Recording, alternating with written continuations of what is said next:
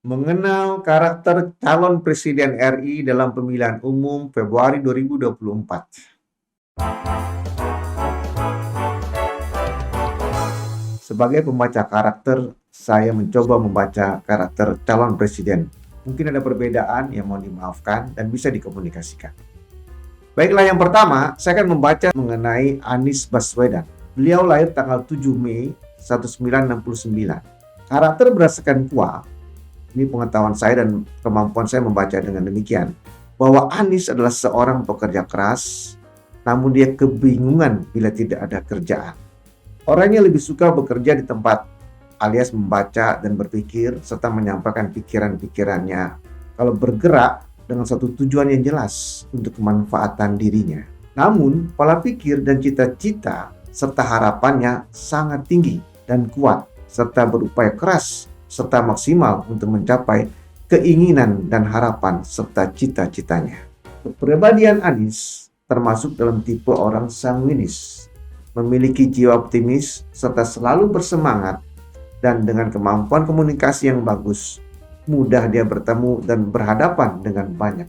Kalau dilihat dari Stephen, ini adalah sensing, thinking, instinct, feeling, dan intuiting, bahwa mesin kecerdasan Anies Baswedan tergolong thinking introvert. Artinya, dia adalah seorang pemikir. Ia sangat introspektif, kreatif, dan imajinatif. Ia mampu memanfaatkan pikirannya sendiri dan mengekspresikan gagasannya kepada masyarakat. Dari pengalaman dirinya, ia lebih suka kebenaran empirik itu datang dari dirinya sendiri, namun kurang dalam membuat prioritas jangka panjang dan membaca aspirasi orang lain. Ia suka memperhatikan hal-hal yang kecil dan seringkali reaktif terhadap masalah yang dihadapinya. Ia memiliki sikap hidup yang dinamis dan normatif. Ia juga mampu mengumpulkan dan mengendalikan kekuatan dengan mencari peluang dan melipat gandakan kekuatan dirinya untuk kebesaran dirinya sendiri. Ia ingin mendapatkan otoritas penuh dalam mengendalikan organisasi dengan memberikan instruksi, pengarahan, dan briefing. Ia sangat suka dan menginginkan kekuasaan. Jadi, kalau Anies Baswedan terpilih sebagai presiden, maka ia akan melaksanakan pemikirannya sendiri dan memanfaatkan otoritas yang dimilikinya untuk melakukan banyak hal atau kepentingan atau legacy atau warisan prestasi menurut dirinya sendiri. Itu Anies Baswedan. Kita beralih ke nomor 2 tentang Prabowo Subianto yang lahir tanggal 17 Oktober 1951. Karakternya adalah berdasarkan KUA bahwa Prabowo seorang yang selalu memiliki ide untuk memulai sesuatu dan ia sanggup bekerja keras untuk mewujudkan idenya tersebut.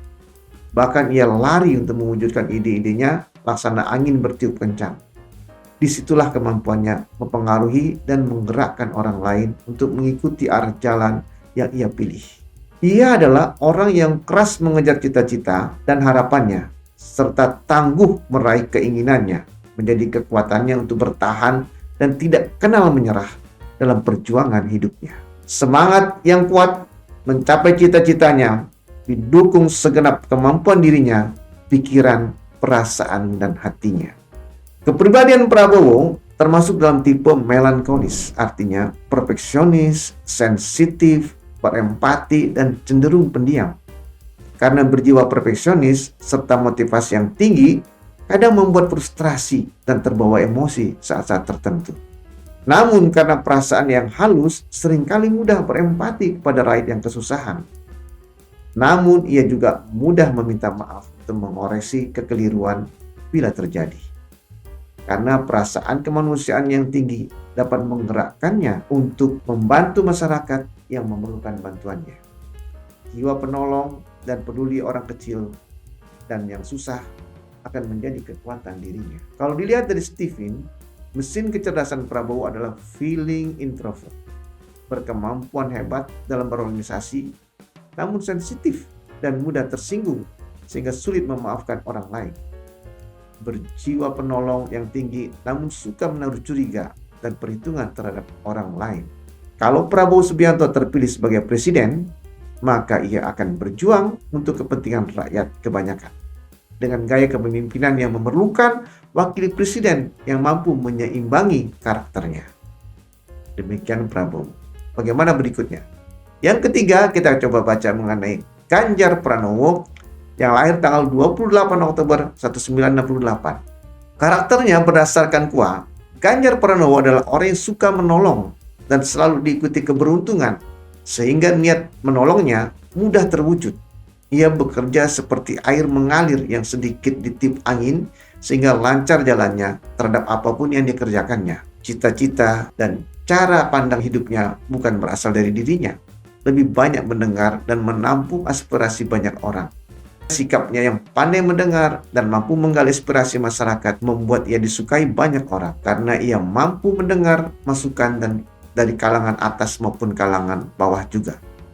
Sikap seperti ini banyak disukai pengusaha dan pemimpin partai karena bisa mengakomodasi banyak kepentingan orang lain. Kepribadian Ganjar termasuk dalam pragmatis, artinya sederhana, tenang dan menyenangkan, cinta damai, dermawan, dan peduli orang lain. Namun perilakunya tidak menonjol, tidak berlebihan, dan tidak mudah bersemangat dalam melakukan sesuatu. Ia agak lama dan sulit dalam mengambil keputusan, sehingga membutuhkan banyak pandangan orang lain. Ia ingin bergaul dan dekat dengan orang-orang di sekelilingnya. Ia memiliki rasa empati yang besar dan mahir membaca bahasa tubuh orang lain. Karena kemampuannya mendengarkan dan bereaksi atas curhat orang lain membuat ia menjadi pribadi yang banyak disukai orang.